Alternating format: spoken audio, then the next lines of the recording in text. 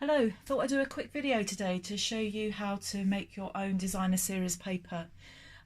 If you were thinking of making some projects, maybe for mini gifts or for favours, something like that where you need lots of the same, and perhaps Stampin' Up's designer series paper is too varied because there are lots of different designs in it and you actually want to make a lot of the same design. Somebody approached me in the summer and they were thinking about asking me to do the wedding favours for their wedding, but she wanted, obviously she wanted them all the same, and that would have been very difficult for me to do using the DSP because there are so many designs in each pack. So we did think about actually creating our own designer series paper. Actually, in the end, she just didn't want the faff, and she bought them online already made up, which totally makes sense when you are trying to budget for a wedding. But I thought I'd show you actually how easy it is to do that, so that if you planned well in advance and you had to make quite a lot of the same project, then this is how you can do it. So I want to show you this very simple technique. I'm using some Calypso Coral cardstock. I've got some Calypso Coral ink, and I've also got Grapefruit Grove. The reason they're in different packaging is that Stampin' Up redid their packaging recently for their inks, so that's why they look slightly different, still the same ink. So the Calypso Coral is going to match this card, and the Grapefruit Grove is just going to give it a little bit of a contrast colour, but keeping in the same colours. And the stamp set that I'm going to use is Abstract Impressions, and I've already got loaded up on my stamping blocks these two stamps. So I've got this bigger, thicker one, and then this is just going to give a little bit of extra detail and give it some dimension. So let's get started with that. So the first thing we're going to do is take the Grapefruit Grove ink, and if I can get it open, oh god, that's a struggle, there we are. And I'm going to take the thicker stamp and try not to get ink all over the block, because what happens is that then transfers onto your paper. So I'm just going to stamp randomly, yet with these images, these stamped designs, as equal distance apart as I can possibly manage. Now you would take your time over this. I am rushing very slightly because you just don't want to be sat there watching me just stamp lots and lots of flowers onto a piece of card. That one didn't stamp very well, but I'm not going to go back over it. When I put the other stamp over it, you're not going to see that. I'm just going to keep going with that.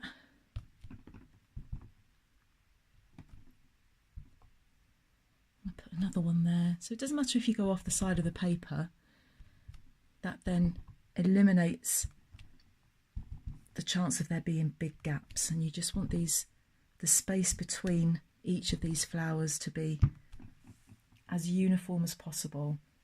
And I think I need to put another one there. That will do. I'm going to change over my ink and get out the Calypso Coral, which is slightly darker than the Grapefruit Grove that we've got on there. So I've got my other stamp, which is on the block, and I'm just going to load up the ink on that. And I need to be careful with this. I kept splodging ink all over the paper because I wasn't really concentrating. So I just want to get this in the right position. I want it that way round. And I'm just going to then put some detail over those. So you've just got a little bit of contrast. You could do two completely separate colours if you wanted to. You don't need to stick with too orange or too red or too pink. You could do something completely contrast. Remember, when we're designing things, nothing needs to match. Sometimes a huge contrast has a big impact on a project. Now, when I finish stamping this, I'm going to turn this designer series paper into, well, it's not designer series paper, our own printed paper, into a project and I'm going to turn this simple 6x6 piece of printed card into a little gift box. So if you're making favours or lots and lots of gift boxes or lots of projects that you want to be absolutely identical, you know, I'm thinking of a bride and her bridesmaids getting together to make some favours, and you can get a bit of a production line going. You can get one of you stamping one colour,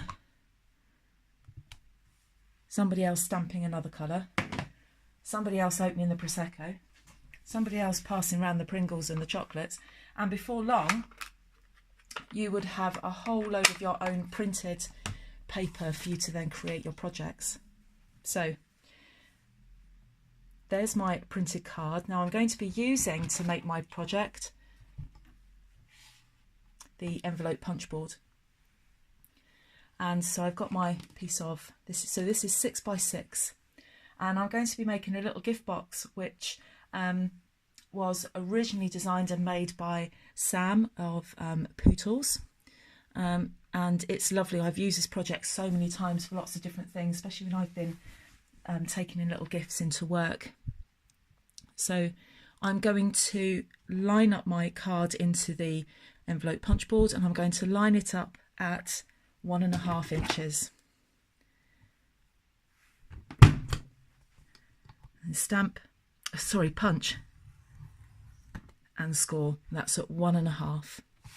Turn your paper round, and you're going to punch and score at 3 inches. So find the 3-inch mark, punch, put your scoring tool in, and then score that down that groove there. Back to 1.5. Oh, tell if I did that right. Back to 1.5. Punch and score, and then back to 3. And you have that, but we have to put some, in order for this to fold properly, I need to put an extra couple of these triangles in there. So I need to put another couple of those in.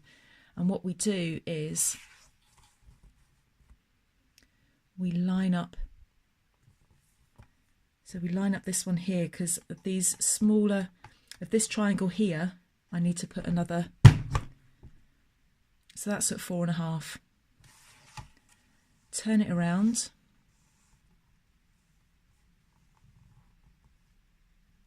line it up there, and then that's at 3. Turn it around, back to 4.5, so it's lining up with this line here. Punch, there's no scoring on this second bit of punching, and then I'm going to line it up there at 4.5. That's not right. 3. Get it right in a second. Like that. So what you're left with is that. Now what we need to do, just to make it look a little bit prettier, is that I'm going to use the top of the punch board and just round off those corners to make it look a bit better.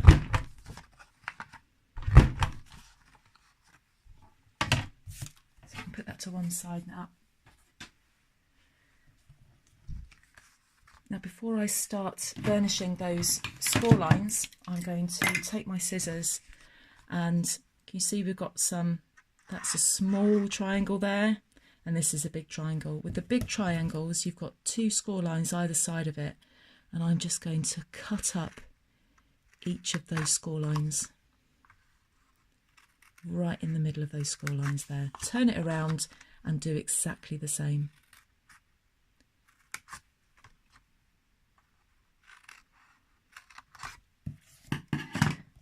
Then we can fold and burnish all of our score lines.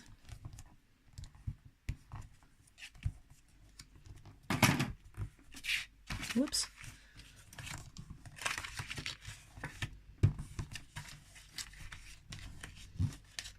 So that's all of those done. Now we're going to just then start constructing the box.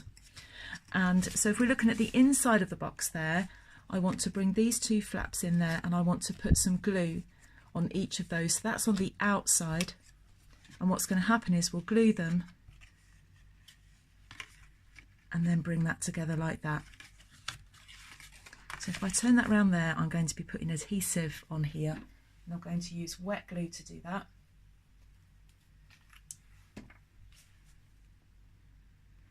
So just on those squares there, well, they're not quite squares because we've taken a bit off.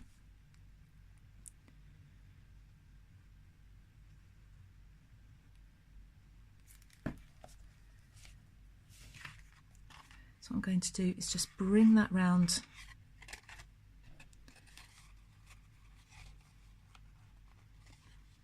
there, tuck it in, and then bring these edges to meet the score line there. And because you've got wet glue, you've just got a couple of seconds just to get that into place, and then just hold it for a couple of seconds while you wait for that just to set. So once that side's set, you can then put some glue onto the other squares there.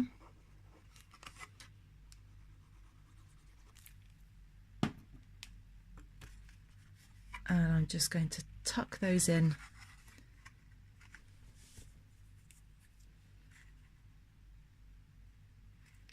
Line up the edge with the folded line, and then just make sure that they are inside. Press those down, and then just give those a minute just to set again.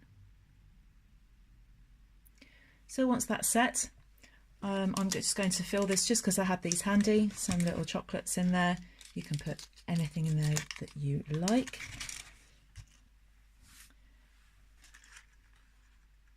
So what we're going to do, we're not going to fold anything. We're kind of going to curve it. We're going to bend it. So what we need to do is just persuade these to come in here. I don't want to fold them. I don't want to see any crease lines on them. I'm just going to bend that in there because it's going to create a domed effect, if you can see that.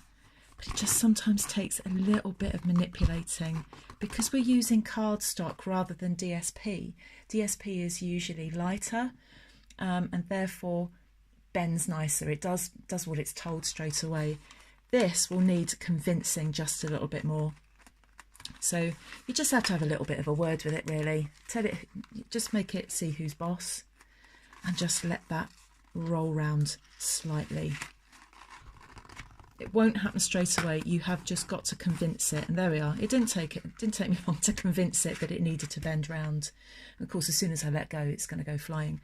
So what I want to do is get some ribbon along here, just to put it in place, so it's not going anywhere. And I've got some ribbon here, which, oh, actually I haven't opened. It's a new pack of ribbon. Now I don't know if this is an old ribbon or current or about to come out. I can't remember, but it's an ombre ribbon. It's a Stampin' Up ribbon, but I don't actually remember buying it, and now I can't actually open it.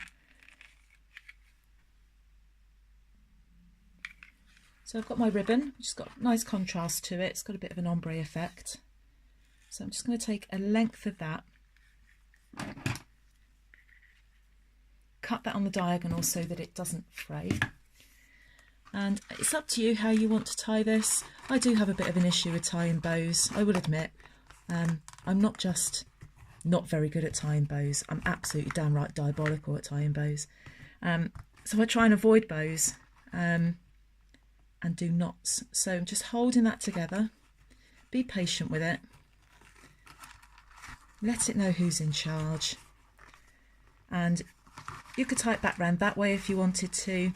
However you want. If you're better at bows than me and you can show a piece of ribbon that you're in charge, then you go ahead and do how you want it to, however you want it to look. I'm just going to put in a knot. You might need an extra hand just to put on that ribbon so it's not going anywhere. But sometimes a double knot can just look just as pretty as a bow. So I'm just going to cut on the diagonal so it doesn't fray. So I've got a box there with a bow that went on first time, amazingly, but I just want to put one last piece on there. and I just want to put something, just something here over it. Just thinking off the top of my head now. So I've got my 2 scallop punches. I've got my 1 3/8 and my 1 1/8. Just going to cut out a piece of Calypso coral with the 1 3/8, like that.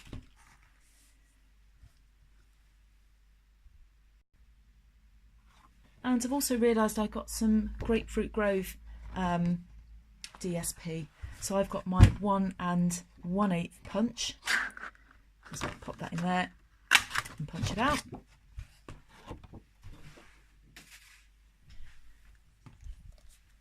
So I'm just going to put those on there like that, just so I'm not going to stamp it. I haven't got a stamp that's small enough for that.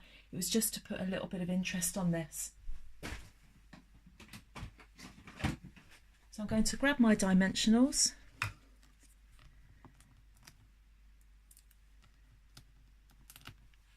So I'm going to put a dimensional on the smaller one and put it on top of the larger one, and then get that central there. And then I'm going to do the same with the bigger one. And what I'm going to do is put this on here, so it's either side of the ribbon, so it just looks like it's got a little bit of a button on it or something. So just take the backing pieces off of that, and then looking at where those are, place them either side of the ribbon.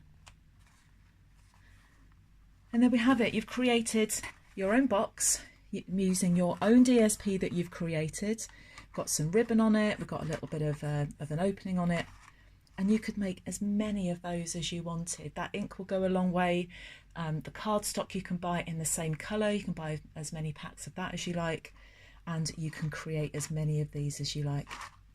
So thank you for joining me today. Details about my blog and where you can find me on Facebook, on Instagram, where you can shop with me, all of those details are in the description bar below, and there's going to be a little icon that's going to pop up in the on the screen. I don't know where it's going to be. It's going to be about here, or it could be here, and hit that to subscribe to my channel, and don't forget to hit that bell so that you get notifications of projects coming up in the near future. Thanks again for joining me, and I'll see you soon. Bye bye.